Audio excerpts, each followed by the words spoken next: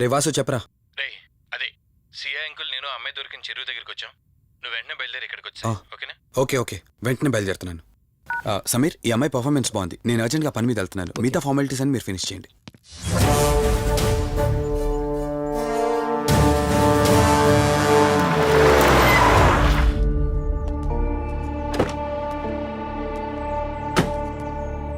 Uncle నేను చెప్పాను కదా, నా ఫ్రెండ్ కార్తీక్.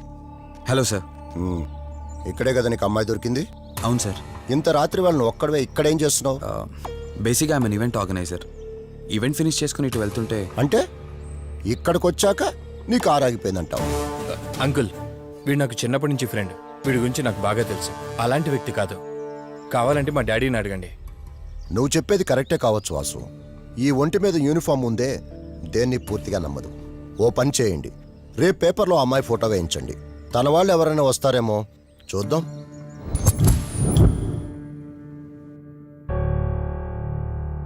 మీ ఫోటోనే. మీరు గతం మర్చిపోయారు కదా, మీకు సంబంధించిన వాళ్ళు ఎవరైనా వస్తారేమో అని చిన్న ప్రయత్నం.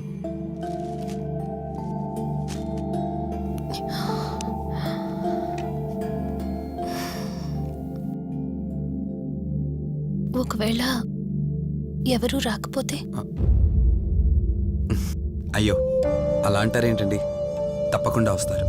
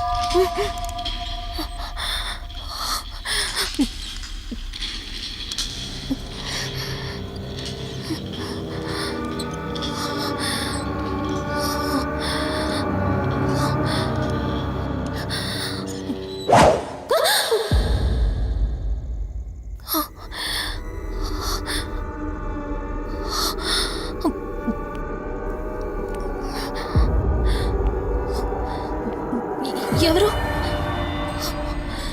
ఈ టైంలో ఇక్కడేం చేస్తున్నారు? మిమ్మల్ని మాట్లాడేంటి?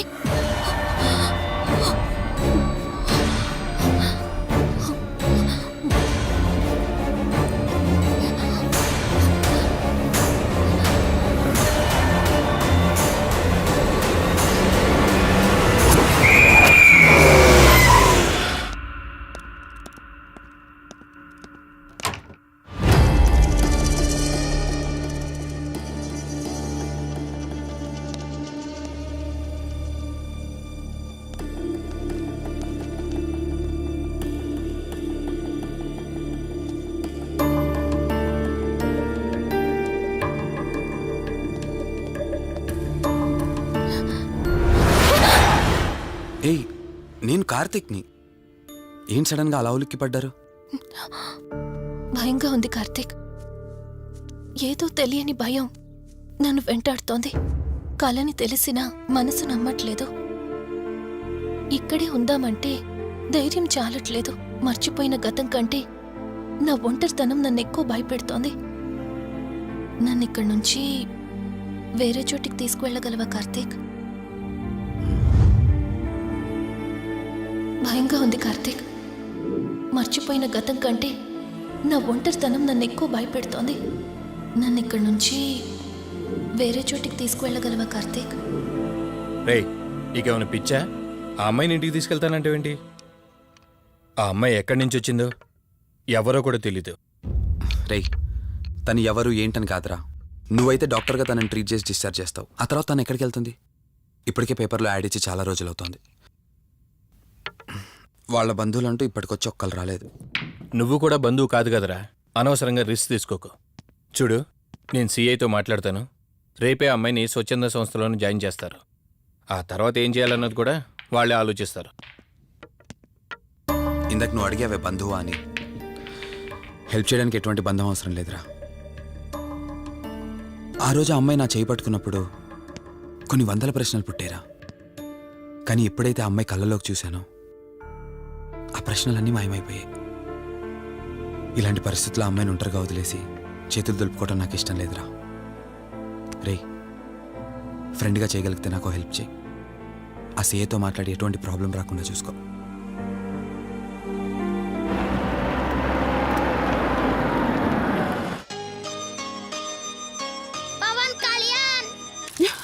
ఈ ట్యాప్ ఒకటి వస్తామని ఇరిటేట్ తెప్పిస్తుంది.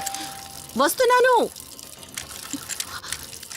అయ్యో, వస్తున్నానబ్బా. అమ్మయ్యా, వచ్చావా కార్తీక్? నువ్వు ఫోన్ చేసినప్పటి నుంచి ఆ ట్యాప్ కారుతూనే ఉంది. అది అలా కారుతూ ఉంటే సింక్ లో పడుతున్నట్టు లేదు, నా నెత్తి మీద పడుతున్నట్టుంది. దాన్ని త్వరగా బాగు చేయించు కార్తీక్.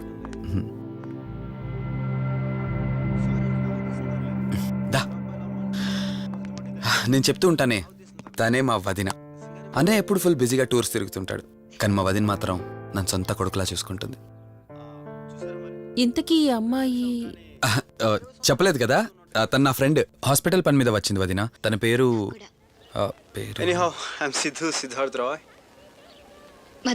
మధుమతి. మధుమతి. కొన్ని రోజుల పాటు మన ఇంట్లోనే ఉంటుంది. సరే, తనను పైకి తీసుకువెళ్ళి రూమ్ చూపించు. సరే, నువ్వు వెళ్ళమ్మా. రా.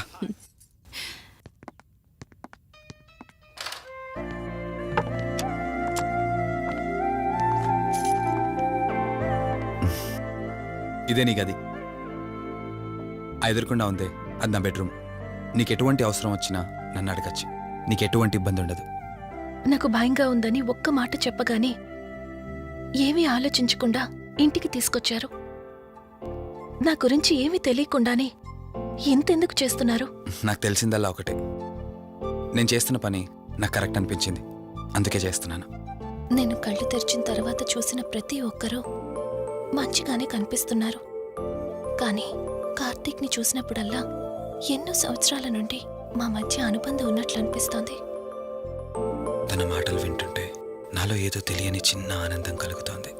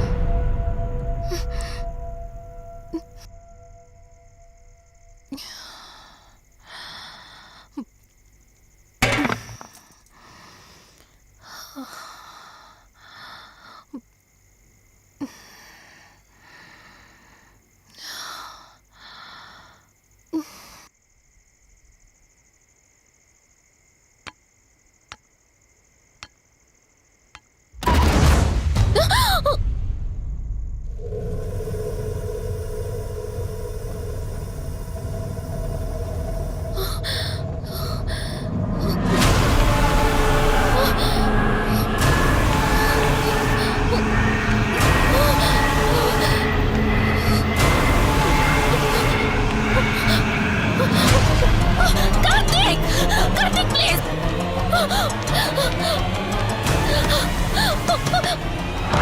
Karthik! Open the door! Karthik! Karthik! Karthik, open the door!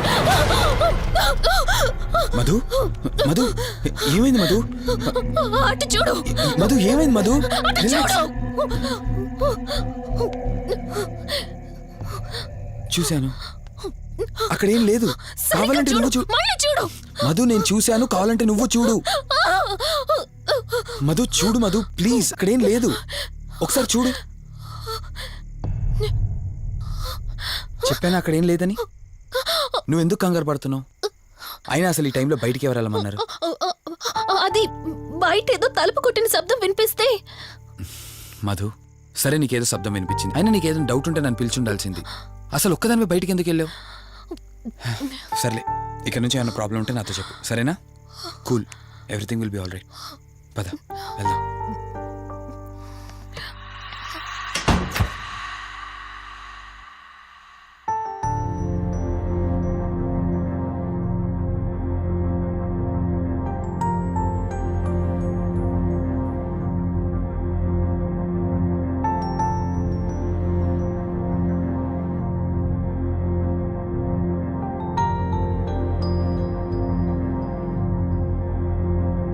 It's okay. మీరు కొంచెం బయట వెయిట్ చేయండి.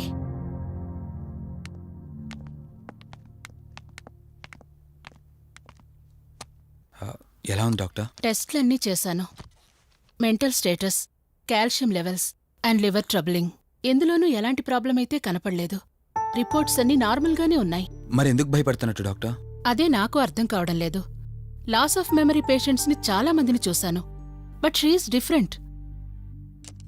ప్రస్తుతానికి కొన్ని మెడిసిన్స్ అయితే రాసిస్తాను, షూర్. వాడి చూడండి.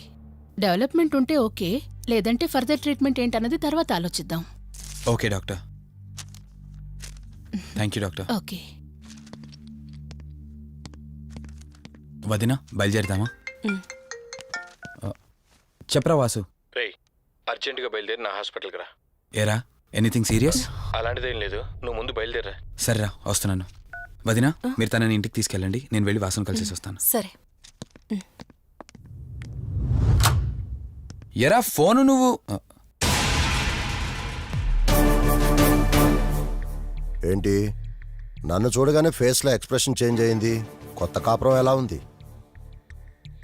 అంతా హ్యాపీయేనా? కొత్త కాపురం ఏంటి సార్? నీ హీరోయిన్ని ఇంటికి తీసుకెళ్ళావంట కదా? అంకుల్ ప్లీజ్, వాడు అలాంటి వాడు కాదని నేను మీకు ముందే చెప్పాను. మీరు అనవసరంగా అనుమానిస్తారు. సరే సరే, నేను ఎందుకు వచ్చానో ఇప్పుడు నీకు చెప్పలేదు కదా.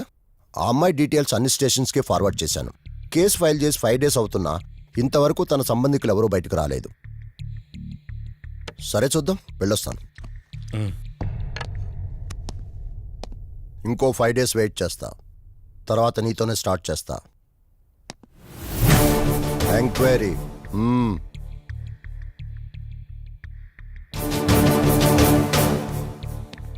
అయినేంట్రా నా మీద డౌట్ పడుతున్నాడు? అందుకే ఈ పోలీసులో ఎంక్వైరీలు వద్దన్నాను. నువ్వు చేస్తున్న పనికి పోలీసు వాళ్లే కాదురా, ఎవరైనా అనుమానిస్తారు. సర్లే, ఇంతకీ అమ్మాయిని సైకియాట్రిస్ట్ దగ్గర తీసుకెళ్ళావు కదా, ఏమన్నారు?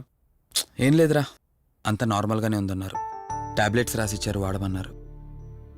కానీ ఎందుకు తను భయపడుతోందో అర్థం కావట్లేదురా. ఇందులో అర్థం కాకపోవడానికి ఏముందిరా? నువ్వేమో ఆఫీస్కి వెళ్ళిపోతావు, వదినేమో కొత్త. అలవాటు పడ్డానికి కాస్త టైం పడుతుంది. లోన్లీనెస్ కాకపోతే ఇంకేముంటుందిరా? సర్లే, నువ్వు ఎక్కువగా ఆలోచించుకో. మధుని చూసుకోవడానికి కేర్ టేకర్గా నా అసిస్టెంట్ ఒకరిని పంపిస్తా. ఓకే.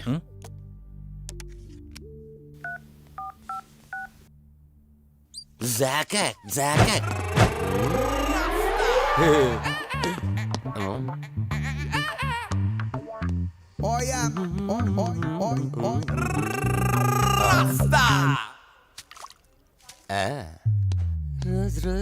రోజ్ పీస్ అదిరిపోయింది. Sister, yes I love you. I love you brother. Sister ఏం అన్న, నువ్వే ఏంలా రాస్కా. బ్రదర్ అంటే బ్రదర్, ఇది దీని వాటర్. డాక్టర్ 5వ వార్డులో పేషెంట్ కనిపించట్లేదు. సైట్ వచ్చిందేమో, కళ్ళజోడు. అది కాదు సార్, రేపు మీరు ఆపరేషన్ చేస్తారని తెలిసింది, అందుకే ముందే పారిపోయి. Good boy. ఏయ్, వీడేంటి ఇలా ఉనుకుతున్నాడు? ఏసీ ఆపేమని గొడవ సార్. పేషెంట్లందరూ ఏసీ కావాలంటాడు, ఈడు మాత్రం ఆపేమంటాడు. ఏంటి ప్రాబ్లం? చలికి తట్టుకోలేడు సార్. వీడు ఇప్పుడే చలికి తట్టుకోపోతే రేపు పొద్దున్న నేను వీడికి ఆపరేషన్ చేస్తాను, వాడు ఖచ్చితంగా పోతాడు, వాడిని మార్చి రూమ్ లో పెడతారు. ఆ చలికి ఎలా తట్టుకుంటాడు? Good boy. ఆ ఫైల్ ఎవరిది? 7వ వార్డులో పేషెంట్ది. వాడు ఇంకా పోలేదా? మీరు ఇప్పుడే వచ్చారు కదా. వీడు ఒకడు ఫోన్ తీయడు. సంపు అసంపూర్ణేష్ బాబు. హాస్పిటల్ కదా అని ఎవడు నాకెదురొచ్చినా వాడికే రిస్క్, నేనెదురెళ్ళినా వాడికే రిస్క్. ఎందుకంటే ఇంజెక్షన్ నా చేతిలో ఉంటుంది కాబట్టి. నువ్వు ఆపరేషన్ చేస్తే పేషెంట్లు భయపడతారేమో, నేను ఆపరేషన్ చేస్తే వాళ్ళ బంధువులు కూడా భయపడతారా? కబాలిడా. రేయ్, ఎవడ్రా ఇడు? కంగారు పడకరా, నేను చెప్పింది వీడి గురించే. ఆర్టిస్ట్ అవ్వాలని హైదరాబాద్ వచ్చి అవకాశాలు దొరికి ఇలా హాస్పిటల్లో అసిస్టెంట్ అయిపోయాడు. అప్పుడప్పుడు సినిమా డైలాగులతో మమ్మల్ని అందరినీ భయపెడుతూ ఉంటాడు. డాక్టర్, నువ్వు ఒక కళాకారుని కించబరుస్తున్నావు. సర్లే ఆపరా. వీడు నా ఫ్రెండ్. తనకు తెలిసిన అమ్మాయి ఒకళ్ళు మెమొరీ లాస్ పేషెంట్. ప్రతిదానికి భయపడుతూ ఉంటుంది. నువ్వు తనతో పాటు ఉండి దగ్గరుండి తన జాగ్రత్తగా చూసుకోవాలి. దగ్గర నుంచి చూసుకుంటా, దూరం నుంచి చూసుకుంటా, వెనక నుంచి చూసుకుంటా, ముందు నుంచి చూసుకుంటా, కింద నుంచి చూసుకుంటా, పై నుంచి చూసుకుంటా, టోటల్ గా అమ్మాయి నేను ఉంచుకుంటా. ఐ మీన్ జాగ్రత్తగా చూసుకుంటా. రేయ్, నీ over action opera. Same to you. సర్లేరా, నువ్వు వెళ్ళు. వాడిని తర్వాత మీ ఇంటికి పంపిస్తాను. సిస్టర్, కార్ రెడీ చేయమనండి. ఇన్ని మార్చలే.